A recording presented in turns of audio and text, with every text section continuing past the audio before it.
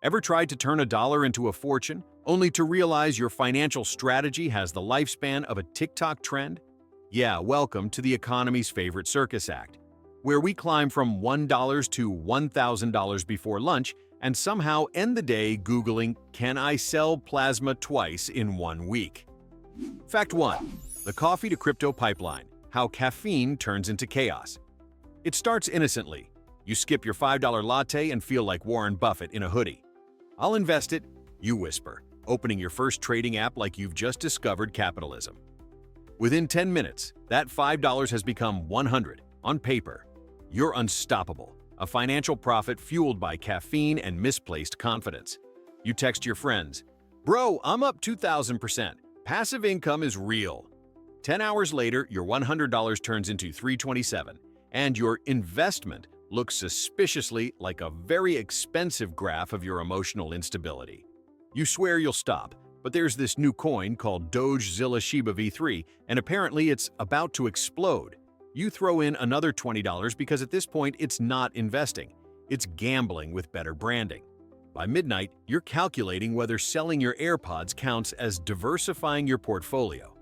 The next morning, you're back at Starbucks, ordering the same latte you heroically skipped yesterday, telling yourself, "At least I tried." You didn't invest, you just paid tuition for another crash course in financial delusion. Fact 2. The budget that only exists in your head. You know that feeling when you tell yourself, "This month I'm going to be responsible"? You open a spreadsheet, color code categories, and suddenly feel like the CFO of your own life. Rent, groceries, savings, it's all there. You even leave room for fun money because you're a mature adult who believes in balance. Fast forward 3 days, and your budget looks less like a plan and more like a crime scene. The groceries category mysteriously includes Uber Eats, 3 kinds of kombucha, and a bottle of whiskey labeled emergency hydration. You tell yourself it's fine because you'll make up for it next week, a week that somehow never arrives. By the end of the month, your bank app reads like a horror story. $6.72 remaining. You whisper, "How?" even though you know exactly how. You've been financial role-playing, pretending to be organized while your real-life self is out there panic-buying scented candles and takeout sushi. The worst part? You'll do it again next month. Not because you're stupid, but because budgeting gives you that short burst of fake control, like rearranging deck chairs on a sinking ship and calling it progress. Fact 3. The sale that robbed you blind. There's a special place in financial hell reserved for people who proudly announce, "It was on sale," as if saving $10 on something they didn't need is a sign of fiscal genius. You walk into a store just to look, and 5 minutes later, you're leaving with a bag full of regrets and a receipt longer than your attention span. Why? Because that red sticker whispered sweet nothings to your brain like, "You're being smart, you're investing." No, you're not investing. You're panic purchasing dopamine. The $200 jacket you didn't need but couldn't pass up was never about fashion. It was emotional damage wrapped in polyester.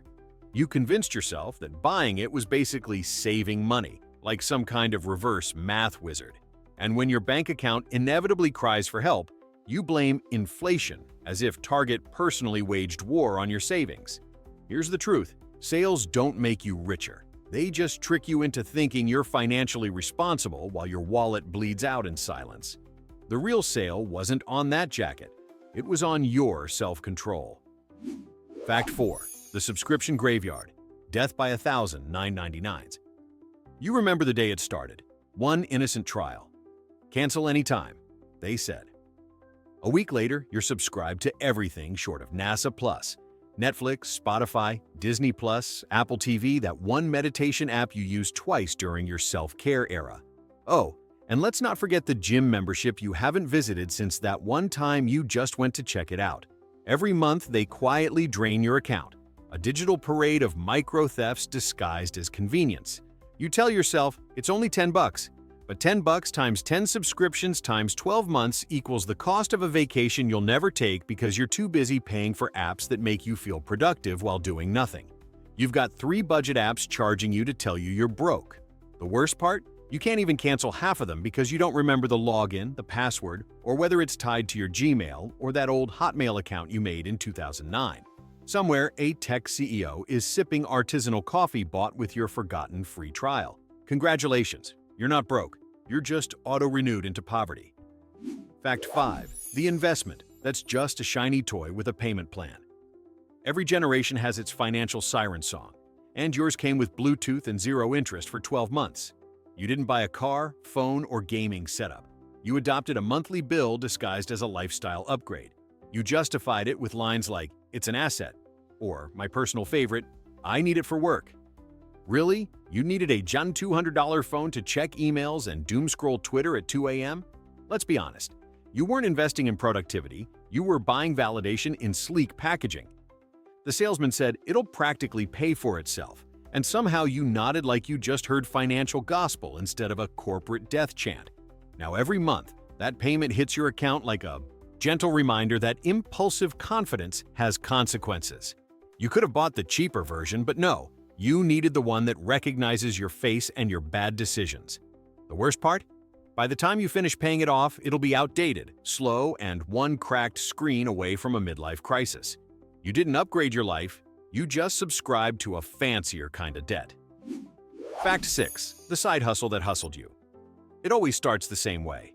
A motivational quote, a YouTube ad, or that one friend who made 5 figures in a month. You convince yourself that sleep is optional and that you too can monetize your passion. Suddenly, you're buying a ring light, a domain name, and 47 productivity planners because this is the year. You're not starting a side hustle. You're building a small, underfunded empire powered by caffeine and delusion. 3 weeks later, you realize your business is actually a part-time job with full-time stress and zero HR support. You spend more money on tools to automate your income than you actually earn. The only thing you're scaling is your anxiety. And every time someone asks how it's going, you reply with, "It's all about building momentum," which is side hustle code for, "I'm hemorrhaging money, but I refuse to quit now."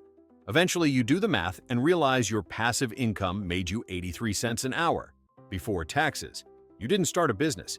You started an unpaid internship for yourself. But hey, at least you can list entrepreneur in your bio, which sounds way better than victim of the grind-set industrial complex. Fact 7. The treat yourself trap.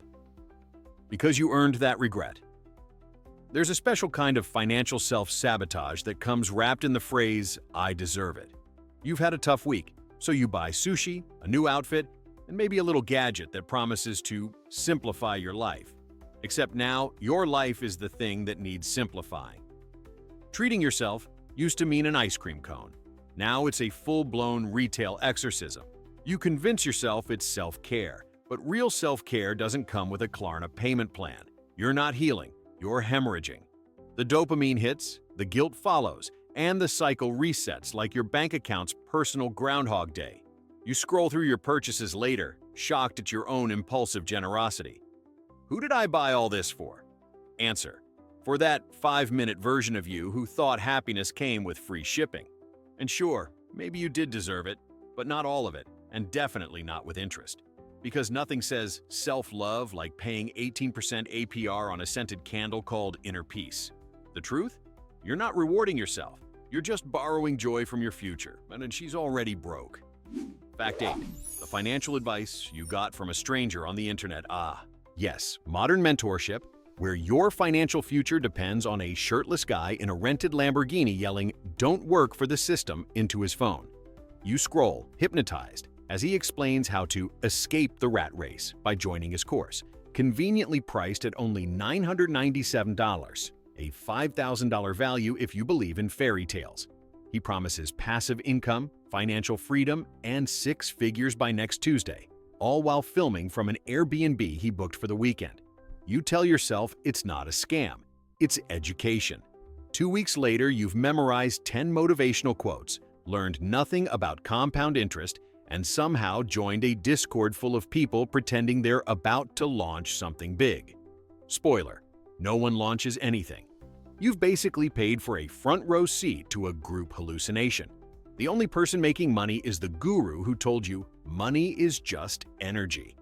Yeah, and apparently yours transferred directly into his PayPal. You didn't invest in a financial education, you bought an expensive pep talk from a guy who spells entrepreneur wrong. The only system you escaped was common sense. Fact 9. The credit card that turned you into a time traveler. You swipe it once and suddenly you're living 3 months in the future, because that's when you'll actually have to pay for it. Credit cards are like magic wands for denial. Tap and boom, consequences disappear. For now. You convince yourself it's fine because I'll pay it off right away. Spoiler, you won't. That one emergency dinner, it's now a 17% APR souvenir. That spontaneous trip, still following you home every billing cycle like a debt ghost that won't move on. The best part? The points. Oh yes, the sacred points. Your emotional support justification. You're $200 in the hole, but hey, you've got a free smoothie coming in 3,000 more swipes. You start talking like an economist to hide your panic. It's all about leveraging credit, you say, while checking if ramen counts as a tax write-off. Eventually, the due date hits, and your future self, the one you swore would handle it, sends you a text from the mirror. We're screwed. You didn't use a credit card, it used you. Congratulations, you just paid $200 in interest for the privilege of buying your own financial anxiety early. Fact 10. The vacation that bankrupted your relaxation. Ah yes, the great modern paradox, going broke in the pursuit of peace. You tell yourself, I need this trip, as if debt can't cross time zones. So you book the flights, the all-inclusive resort, the overpriced excursions where you pay extra to pet a dolphin that hates you. For one glorious week, you're the main character. Sunglasses, cocktails, and denial. You post photos captioned, "Living my best life," while your credit card quietly screams from the Caribbean. Then the plane lands, and reality hits harder than jet lag. You open your banking app, and your tan starts fading instantly. That affordable getaway now looks like a multi-year repayment plan with a side of regret. You tell yourself it was worth it for the memories, but somehow the only thing you remember is converting everything to USD and crying over the exchange rate. 2 weeks later, you're eating instant noodles under a vision board that says, "Travel is self-discovery." Yeah, you discovered you can't afford yourself. You didn't take a vacation. You rented happiness at 22% interest, and the bill just checked in right behind you. Fact 11. The networking event that networked your wallet. Every broke dreamer's favorite fantasy. I'm not spending, I'm investing in connections. You show up to a wealth mastermind in a rented suit, sipping lukewarm coffee while some guy named Brad with a Rolex and no personality explains how he manifested abundance through vibrational alignment. You nod along like you understand what that means while silently wondering if abundance includes your declining checking balance. By the end of the night, you've exchanged 27 business cards, signed up for a $300 exclusive membership, and learned exactly one thing. Rich people don't go to these events, they host them. The organizer collects your money, thanks you for your energy, and disappears into a Tesla that definitely belongs to the venue owner. You leave with a tote bag, a vision board starter kit, and the creeping realization that networking is just speed dating for financial delusion. Days later, your inbox is full of emails saying things like, "Still interested in achieving financial freedom?" As if freedom is something you can buy on subscription. You didn't network your way to success. You just paid admission to be scammed in a room full of people pretending they're not broke. Fact 12. The grocery store illusion. Where savings go to die. You walk in with a list, a budget, and confidence that today you'll finally shop like an adult. You even grab the store brand cart instead of the fancy one that squeaks judgment at every aisle. But 5 minutes in, it's all over. You spot that "buy two, get one free" sign, and suddenly you're hoarding enough cereal to survive an apocalypse that only affects breakfast foods. You rationalize every purchase. It's not junk, it's self-care, it's organic. By aisle 5, you've forgotten the list entirely and entered a trance-like state where your hand just grabs things that look aesthetic. You get to the checkout, and the total hits like emotional damage in numeric form, $187.46, and you don't even know what half of it is.